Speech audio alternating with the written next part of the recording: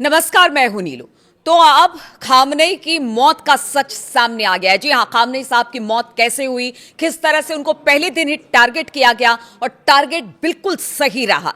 America के operation epic fury में Iran के सुप्रीम लीडर अयतुल्ला अली खामनेई की भी मौत हो गई। वॉल स्ट्रीट जर्नल यानी WSJ के मुताबिक इस सटीक हमले में एंथ्रोपिक के क्लाउड AI ने मदद की। जी हां, इस तरह की खबर आ रही थी कि AI से मदद ली गई, जिससे खामनेई साहब को मारा गया, टारगेट किया गया। खास बात यह रही कि हमले से ठीक पहले अमेरिकी राष्ट्रपति डोनाल्ड ट्रंप ने एंथ्रोपिक के इस टूल के फेडरल गवर्नमेंट में इस्तेमाल रोकने का आदेश जारी किया था। हालांकि क्लाउड का इस्तेमाल सीधे हथियार चलाने या फिर ऑटोमेटिक हमले करने के लिए नहीं हुआ, लेकिन ऑपरेशन की तैयारी, रणनीति और विश्लेषण में इसकी बड़ी भूमिका रही। अमेरिकी सेंट्रल कमांड के सटीक हमले में क्लाउड AI ने 4 पॉइंट्स पर अच्छी खासी मदद की है। वो मदद क्या है, इतना अहम क्यों बन गया क्लाउड AI?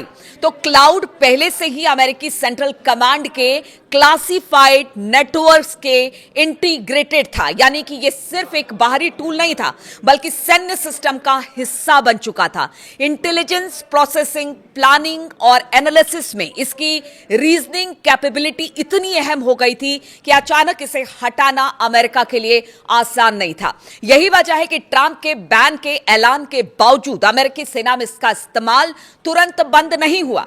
हालांकि अब सैम ऑल्टमैन की कंपनी यानी कि ओपन AI ने अमेरिकी रक्षा विभाग के साथ समझौता किया है। इसके तहत ओपन AI अपने कुछ मॉडल्स को पेंटागन के क्लासिफाइड नेटवर्क पर तैनात करेगा, यानी कि जो काम अब तक क्लाउड कर रहा था, लगभग वही काम ओपन AI करने वाला है। हालांकि ये बात देखिए अलग है कि अब कौन किसकी जगह लगेगा, कौन सा AI, क्या AI, लेकिन जिस AI की हम बात कर रहे हैं उसने अली खामनेई साहब की जान ले ली। अमेरिका हमले में 4 पॉइंट्स पर एंथ्रोपिक के क्लाउड AI ने मदद की, और वो मदद कैसी थी वो आपको बताते हैं। पहला, real time intelligence.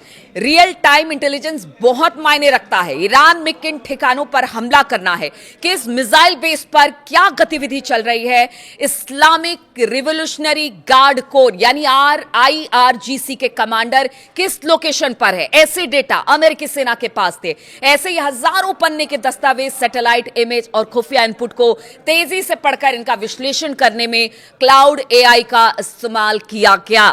Satellite image में खामनेई के ऑफिस के आसपास असामान्य गतिविधि दिखी, तो क्लाउड उस तस्वीर को पुराने रिकॉर्ड, खुफिया रिपोर्ट और पिछले पैटर्न से मिलाकर बता दिया कि यह सामान्य मूवमेंट है या फिर सैन्य तैयारी। अब दूसरी बात, टारगेट की पहचान।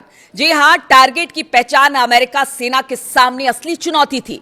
यह थी कि इतने सारे संभावित लक्ष्यों में से किसे पहला निशाना बना जाए। सुप्रीम लीडर खामनेई का ऑफिस और घर, nuclear sites, missile launch base, command centre, सैन्य गोदाम, हर जगह का अलग रणनीतिक महत्व था।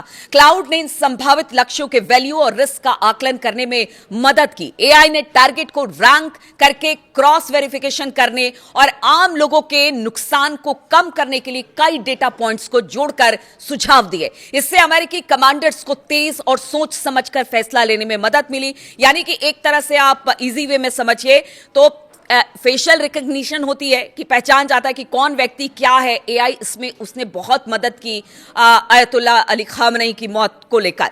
युद्ध की प्रैक्टिस, देखिए युद्ध की प्रैक्टिस, ऑपरेशन एपिक, ये तीसरा पॉइंट है, फ्यूरी का सबसे बड़ा हिस्सा था। अगर ऐसा हुआ तो क्या होगा? अमेरिकी सेंट्रल कमांड की टीम को अंदेशा था कि ईरान बैलिस्टिक मिसाइल, ड्रोन स्वॉमर्स या फिर प्रॉक्सी ग्रुप से जवाबी हमला कर सकता है। क्लाउड AI का इस्तेमाल इन संभावित स्थितियों के सिमुलेशन चलाने में किया गया। AI ने 100 से ज्यादा संभावित युद्ध परिदृश्यों पर काम किया। जैसे अगर ईरान 500 से ज्यादा मिसाइलें इजराइल की ओर दागता है तो फिर डिफेंस सिस्टम कैसे प्रतिक्रिया देगा? अगर अमेरिकी बेस पर ड्रोन हमले बढ़ जाए तो कौन सी सुरक्षा रणनीति सबसे कारगर होगी? यानी कि कितना महत्वपूर्ण है क्लाउड AI, आप इससे समझ सकते हैं। चौथा पॉइंट, पोस्ट स्ट्राइक एनालिसिस। हमले के बाद भी क्लाउड की भूमिका अहम रही। कुछ रिपोर्ट्स में दावा किया गया कि स्ट्राइक के तुरंत बाद सैटेलाइट तस्वीरें, ड्रोन फुटेज, खुफिया रिपोर्ट्स कमांड सेंटर तक पहुंचाई गई। क्लाउड ने हमले से पहले और बाद की तस्वीरों की तुलना कर यह आंकलन करने में मदद की कि दोबारा कार्रवाई की जरूरत नहीं है, यानी जिस टारगेट को निशाना बनाया गया था वो पूरी तरह से खत्म हो चुका है। एआई ने संभावित सेकेंडरी डैमेज जैसे कि आसपास के स्ट्रक्चर या सिविलियन इलाकों पर असर का भी विश्लेषण किया। एआई ने ईरान की सैन्य गतिविधियों, उनके कम्युनिकेशन संकेतों का भी अनुमान लगाया और यही वजह है कि पहले ही दिन अली खामनेई साहब को मार दिया गया और उनके साथ बहुत सारे ऐसे अधिकारी थे ईरान के जिनको टारगेट किया गया। वो टारगेट इतना सफल रहा जिसमें क्लाउड एआई की भूमिका काफी अहम मानी गई।